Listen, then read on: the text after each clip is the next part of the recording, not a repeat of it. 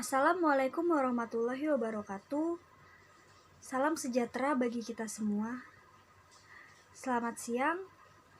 Yang saya hormati Ibu Sri Wahyuning Astuti selaku dosen pengampu mata kuliah Psikologi Komunikasi. Yang dimana pada saat ini saya sangat berterima kasih karena saya telah diberikan kesempatan untuk menyampaikan sebuah kampanye tentang cyberbullying.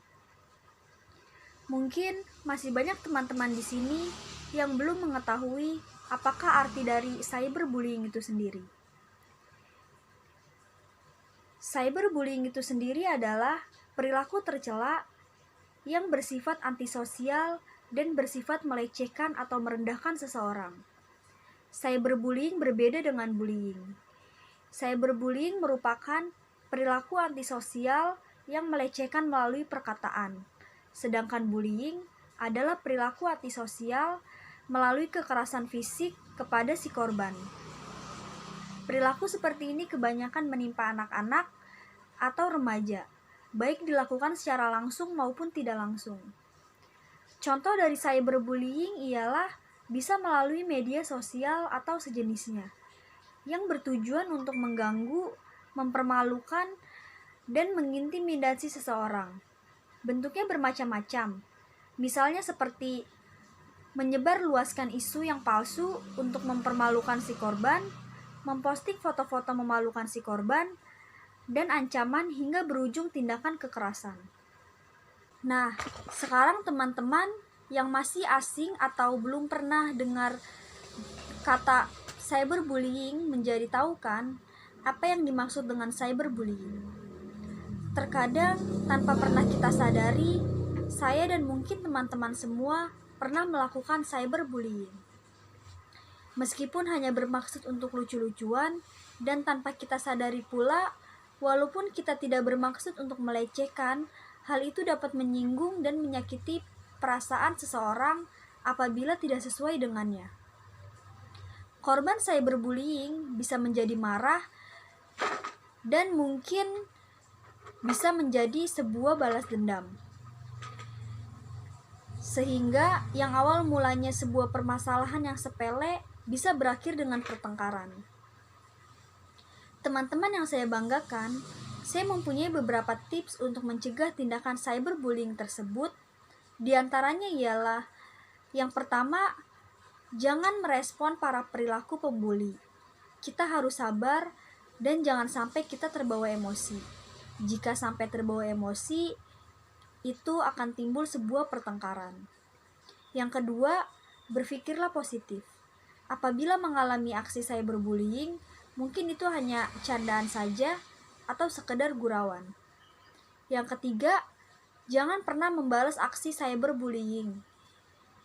Karena membalas apa yang dilakukan pelaku terhadap kita juga akan ikut menjadikan sebagai pelaku dan malah menyebarluaskan perilaku cyberbullying tersebut. Yang terakhir, selalu berperilaku sopan dimanapun. Berperilaku buruk yang dilakukan seperti membicarakan orang, bergosip atau bahkan lebih parahnya memfitnah akan meningkatkan resiko seseorang menjadi korban cyberbullying.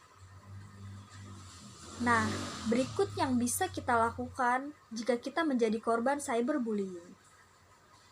Ketika anak menjadi korban cyberbullying, secara emosional anak akan berkeinginan untuk balas dendam di suatu hari nanti.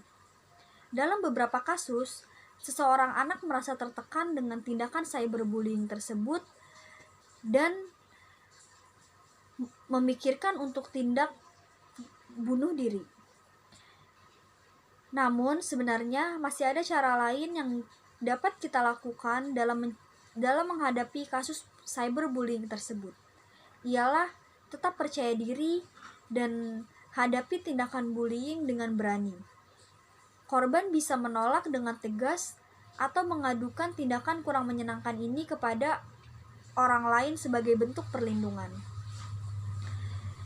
Lalu, simpan semua bukti cyberbullying yang dapat dilaporkan ke orang terdekat seperti orang tua atau kepada polisi yang khususnya menangani cyberbullying.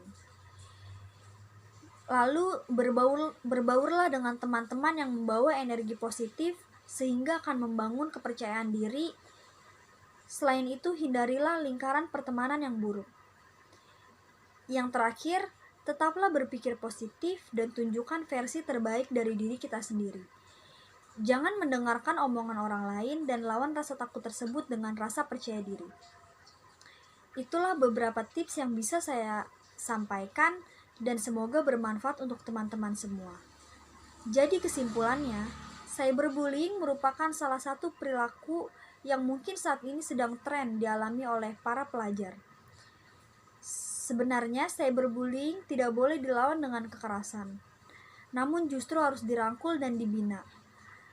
Untuk itu, saya menghimbau kepada teman-teman semua untuk dapat mengurangi atau menanggulangi aksi tersebut. Yang pasti, kita tidak boleh menghina atau mengumbar aib atau kekurangan seseorang. Dan semoga kita dapat menjadi penerus bangsa dan dapat merubah perilaku-perilaku tercela yang masih menjadi kasus di Indonesia. Baiklah, sekian penyampaian saya dan semoga ini bermanfaat untuk kita semua. Dan lebih berhati-hati lagi dalam kita menjaga ucapan kita. Jadi mari kita memperbaiki perilaku kita bersama-sama. Demikian yang dapat saya sampaikan, kurang lebihnya mohon maaf yang sebesar-besarnya. Saya mengucapkan wassalamualaikum warahmatullahi wabarakatuh.